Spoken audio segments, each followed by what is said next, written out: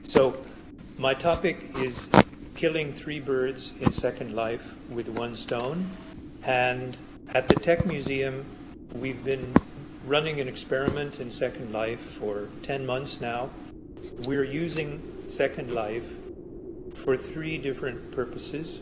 First of all is access and interaction.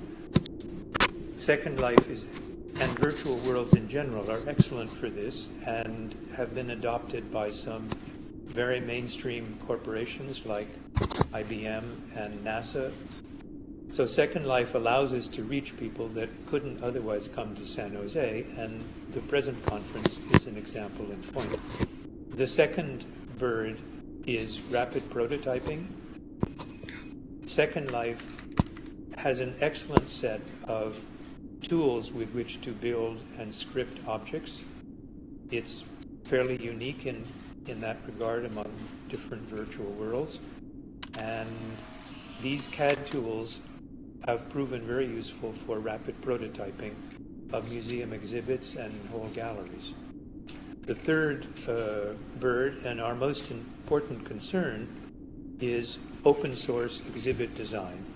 In this model, we announce the topic for an upcoming exhibition. Teams of strangers will compete to come up with the best exhibit designs. We run a competition. The judges will give prizes, cash prizes, to the best of the lot, and those winners will be built in real life for our museum. This is a way of breaking out of the traditional way of designing exhibits and bringing in fresh ideas and novel approaches.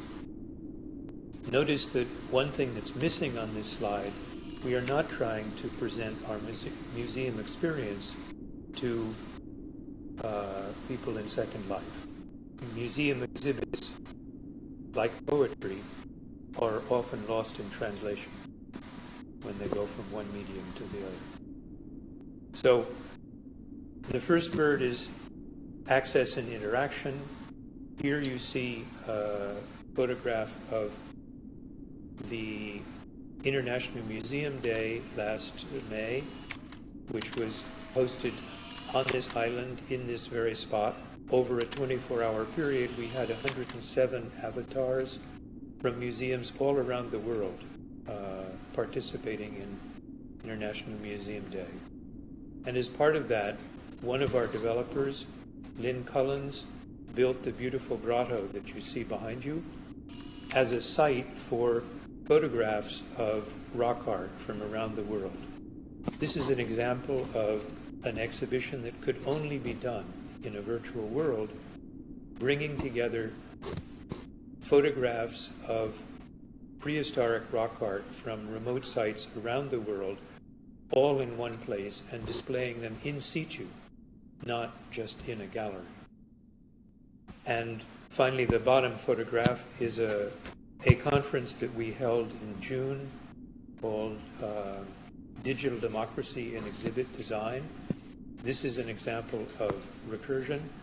You see an audience in Second Life in our virtual museum watching an audience in the real museum listening to Philip Rosedale, the founder of Second Life, who's pointing to a screen showing the virtual audience.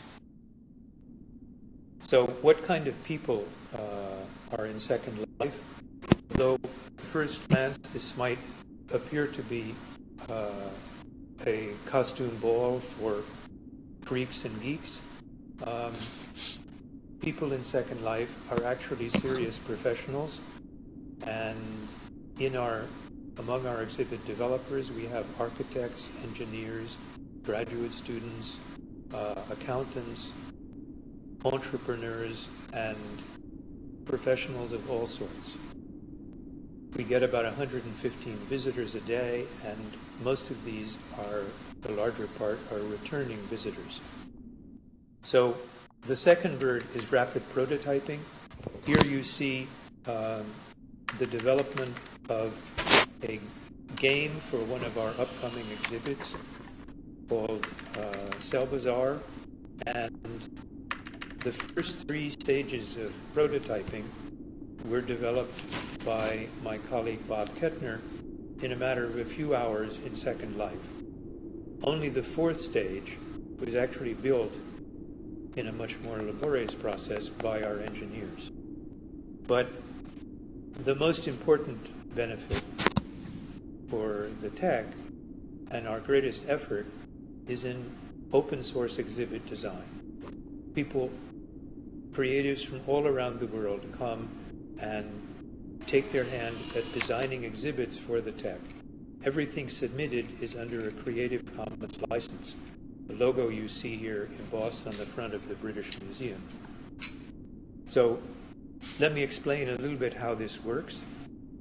This is the path taken by one of our exhibits, a prize-winning exhibit by Marie Crandall, an accountant and former ballet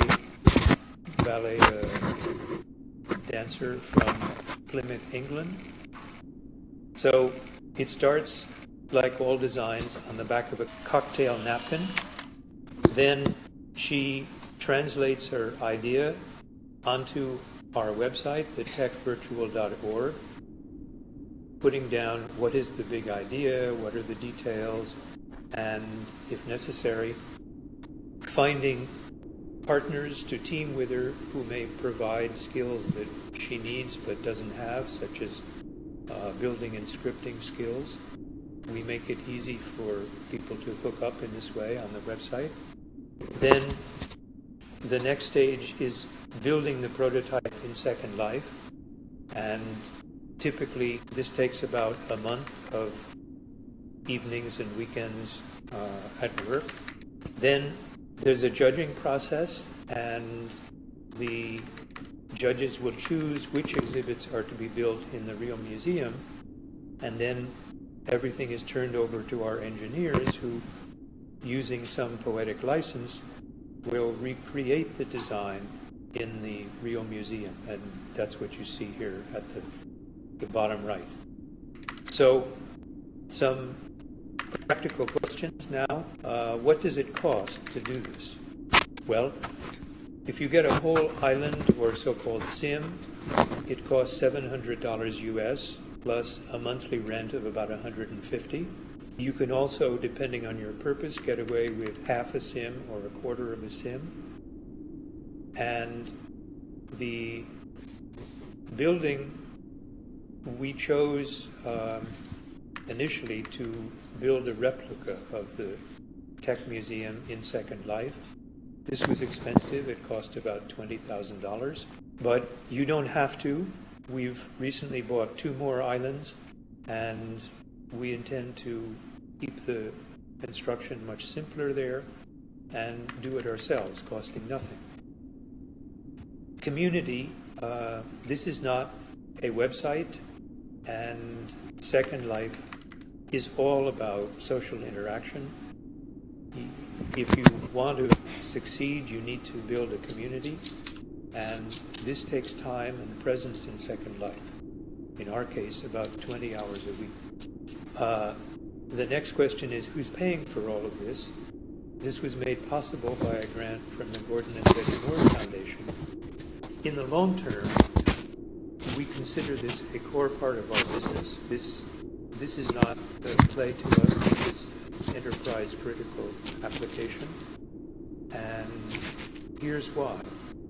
Building a traditional interactive exhibit takes 18 months and costs about $55,000, whereas using the open source process in the one cycle we've gone through so far took 6 months and cost $40,000, a savings of 2/3 of the time and 1/3 of the money. So we feel that going forward, the open source approach will be critical for our museum and central to the way we do things. In conclusion, I'd just like to say that we are very eager to talk with any museums that are interested in participating in Second Life, and in particular that are interested in our virtual prototyping or open source exhibit design, they're welcome to use the techvirtual.org site for their own purposes. We'll help them. We also urge you to go and just take a look at the techvirtual.org, or come visit us in Second Life on the Tech Island. And finally, if you would like to get in touch with us, please send emails to me, Rob R. Stevenson at thetech.org. So I don't know if we have any time left for questions. That's up to Eric, but thank you for your attention.